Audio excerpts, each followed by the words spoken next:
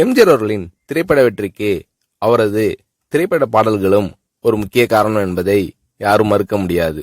திரைப்படம் என்ற மிகப்பெரிய சக்தி வாய்ந்த மக்கள் தொடர்பு சாதனத்தை எம்ஜிஆர் அவர்கள் சற்று குறைத்து மதிப்பிடாது அதன் வலிமையை உணர்ந்து அதில் சமூகத்திற்கு தேவையான நல்ல பல கருத்துக்களை இடம்பெற செய்து வெற்றி பெற்றவர் நம் எம்ஜிஆர் அவர்கள்.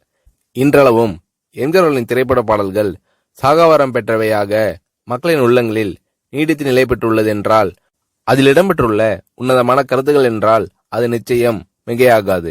அந்த அளவிற்கு பாடல்கள் சிறப்பாக வர வேண்டும் என்பதில் அதிக சிரத்தை எடுத்துக்கொள்வார் எம்ஜிஆர் அவர்கள். இதற்காக பாடல் எழுதுபவர்களிடம் கலந்து ஆலோசித்து தனது கருத்துக்களையும் கூற தயங்க மாட்டார் எம்ஜிஆர் அவர்கள். அப்படியாக பாடலாசிரியர்களிடம் மிகுந்த மதிப்பும் மரியாதையும் கொண்டு நன்றி மறவாது அவர்களை இறுதி வரை நேசித்து வந்தார் எம்ஜிஆர் அவர்கள். உதாரணத்திற்கு எம்ஜிஆர் அவர்களின் சொந்த திரைப்படமான நாடோடி மன்னன் பட பாடல்கள் இன்றளவும் தமிழக மக்களின் உள்ளங்களில் நீங்க இடம்பெற்றுள்ளவையாக உள்ளன. நாடோடி மன்னன் படத்தில் சிறப்பு வாய்ந்த பாடல்கள் எழுதிய பட்டுக்கோட்டை கல்யாண சுந்தரம் அவர்கள் 1960 இயற்கையை எழுதினார். இதை கேள்விப்பட்ட எம்ஜிஆர் அவர்கள் மிகவும் மனமுடைந்து போனார். அதோடு பட்டுக்கோட்டையாரின் இறுதி சடங்கு நிகழ்ச்சியில் தான் கலந்து கொண்டதோடு மட்டுமின்றி நாடக மன்றத்தினரையும் கலந்து கொள்ள செய்து அவர்களோடு இணைந்து தாமும் பணிவுடைகள் செய்தார் எம்ஜிஆர் அவர்கள். அந்த அளவிற்கு பட்டுக்கோட்டை கல்யாண சுந்தரம் அவர்கள் மீது அளவற்ற மதிப்பும் மரியாதையும் கொண்டிருந்தார் எம்ஜிஆர் அவர்கள்.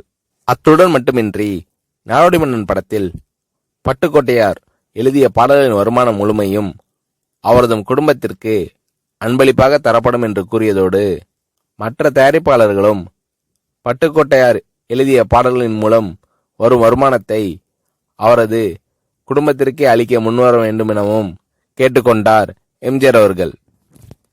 இதேபோல் கவியரசர் கண்ணதாசன் அவர்கள் அமெரிக்காவில் மரணமடைந்த போது அப்போதைய தமிழக முதலமைச்சராக இருந்த எம்ஜிஆர் அவர்கள் கண்ணதாசன் அவர்களின் உடலை அங்கிருந்து சென்னைக்கு கொண்டு வர முயற்சிகளை மேற்கொண்டு நடிகர் சங்க கட்டிடத்தில் கண்ணதாசன் அவர்களின் உடலுக்கு பொதுமக்கள் அஞ்சலி பெற செய்து அரசாங்கத்தின் சார்பில் உரிய மரியாதையும் கௌரவத்தையும் பெற செய்தார் என்பது குறிப்பிடத்தக்கது.